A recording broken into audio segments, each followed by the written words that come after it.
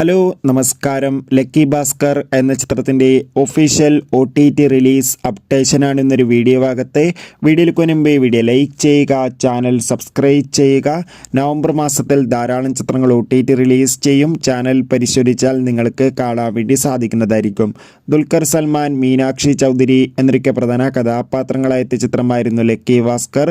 ചിത്രം വൻ വിജയമായിരുന്നു. അതുകൊണ്ട് തന്നെ എല്ലാ സിനിമാ പ്രേമികളും ഒരേപോലെ ലക്കി ഭാസ്കർ എന്ന ചിത്രത്തിൻ്റെ OTT റിലീസിനായി കാത്തിരിക്കുകയായിരുന്നു. ഫൈനലി ചിത്രത്തിൻ്റെ OTT അവകാശങ്ങളൊക്കെ നെറ്റ്ഫ്ലിക്സ് എന്ന OTT പ്ലാറ്റ്ഫോം സ്വന്തമാക്കിയെന്നും ചിത്രം ഈ വരുന്ന നവംബർ 28 OTT റിലീസ് ചെയ്യുമെന്നും കൺഫേം ആക്കിയിട്ടുണ്ട്.